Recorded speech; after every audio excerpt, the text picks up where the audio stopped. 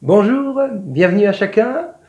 Heureux de vous retrouver, vraiment heureux de passer ces moments avec vous. Voilà, que le Seigneur vous bénisse encore une fois aujourd'hui, qu'il vous accorde sa grâce pour toutes vos activités et que sa parole vous conduise.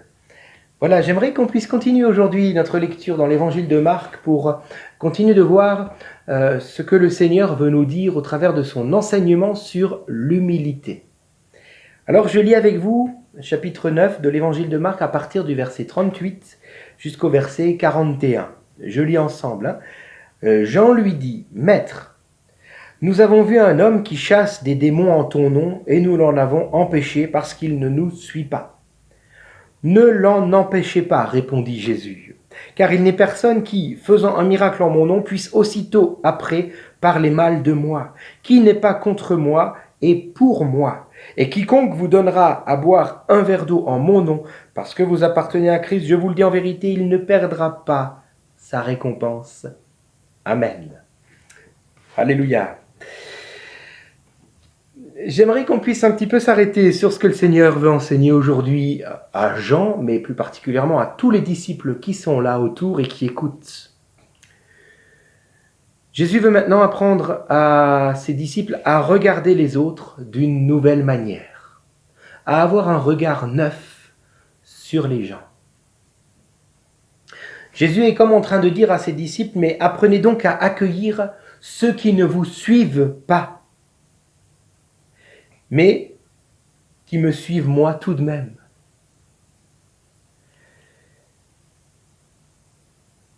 Ceux qui suivent le Seigneur d'une manière qui nous choque peuvent quand même avoir l'approbation de Jésus. Je répète, ceux qui suivent le Seigneur d'une manière qui pourrait nous choquer pourraient tout de même avoir l'approbation du Seigneur. Voilà quelques personnes qui chassent des démons dans le nom de Jésus, qui pourtant ne suivent pas Jésus. Tiens, attends, ils font des choses en ton nom, pourtant ils ne viennent pas t'écouter. Seigneur, ça me choque. Oui, mais il n'est pas contre moi, donc c'est qu'il est pour moi. Il a mon approbation. Ouf. Ça vient un petit peu bouleverser, renverser toute ma considération par rapport à la piété, n'est-ce pas? Je me dis, mais que se passe-t-il, Seigneur? Vous savez, il existe des personnes qui aiment le Seigneur, mais qui ne font pas forcément partie de nos assemblées, de nos églises, de nos dénominations. Jean dira, il ne nous suit pas. C'était son prétexte. Il dira à Jésus, mais ils ne nous suivent pas. Alors, je leur ai dit d'arrêter, parce qu'ils ne nous suivent pas. Le Seigneur montre qu'en cela encore, ils étaient préoccupés, les disciples, plus par eux-mêmes que par Jésus. Et ce qui t'embête là, c'est qu'ils ne te suivent pas toi, et qu'ils ne sont pas avec toi dans tes rangs là. Ce qui t'embête, c'est ça. Parce que moi, regarde, ils me glorifient là. Donc finalement, ta démarche, c'était plus pour te faire plaisir à toi qu'au Seigneur. Alors veillons, mes amis, aujourd'hui, à ne pas être sectaires. Ou ce mot. À ne pas être sectaire dans nos rapports avec les autres et dans la manière dont on les considère. Oui, il se pourrait fort bien que plusieurs personnes suivent le Seigneur et marchent de tout leur cœur sur le chemin du Seigneur, le chemin même de la croix, et pourtant ces gens-là ne font pas partie de ma chère église évangélique, de ma chère église pentecôtiste, de ma chère église méthodiste, ou de ma chère église luthérienne, etc., etc. Mais pourtant, ils aiment le Seigneur. Ils l'aiment. Alléluia. Alors, l'humilité veut aussi me pousser à avoir un regard neuf sur les autres et sur la façon dont les autres peuvent vivre leur foi. Sans quoi, je ne m'intéresse plus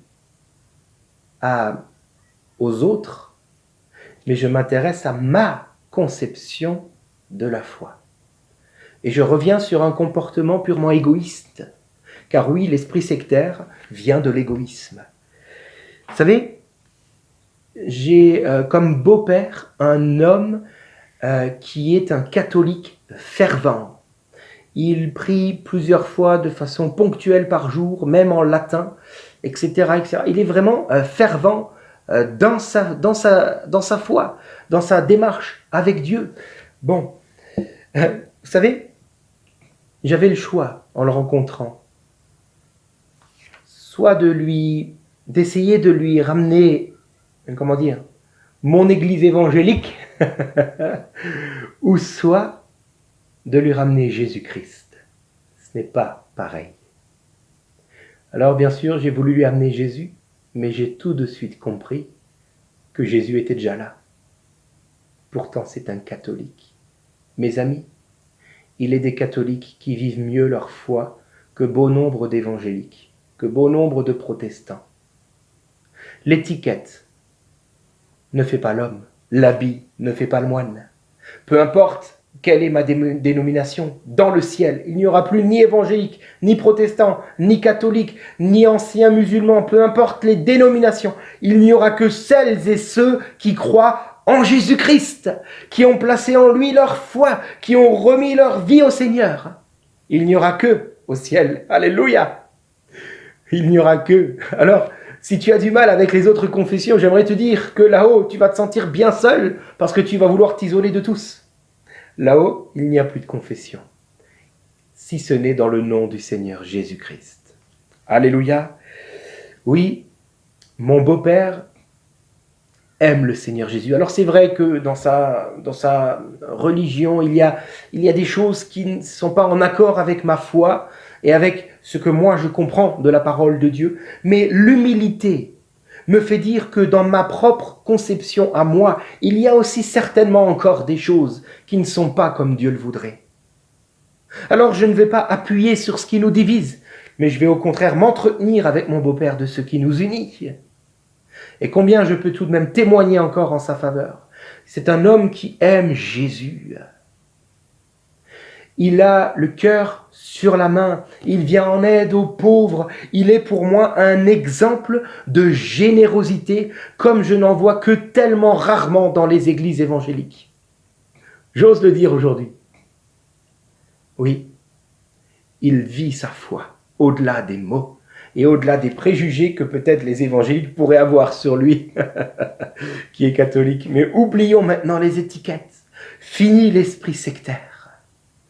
Faisons preuve d'humilité et reconnaissons l'œuvre de Dieu dans la vie de tout un chacun. De tout un chacun. Vous savez, certains ont grandi avec telle ou telle religion.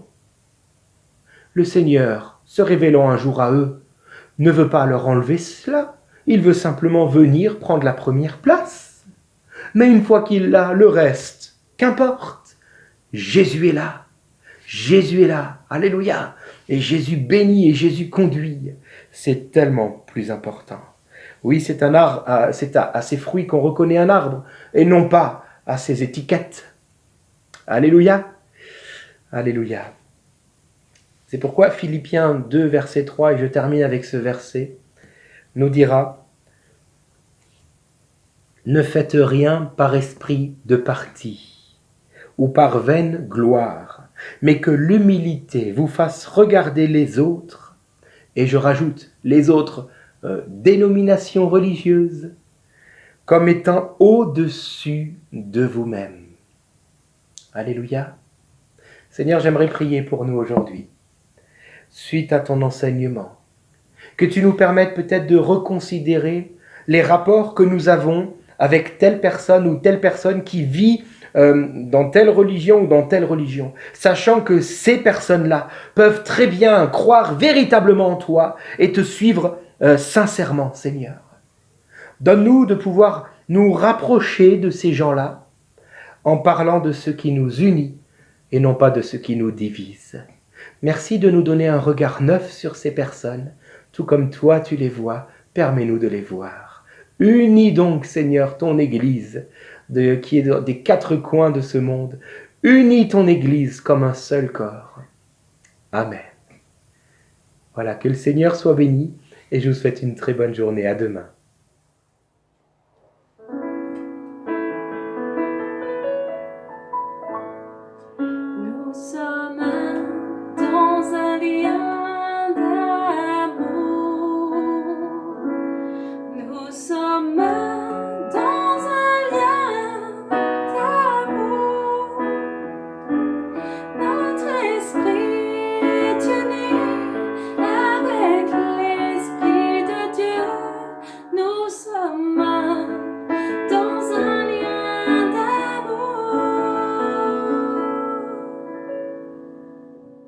Ciao.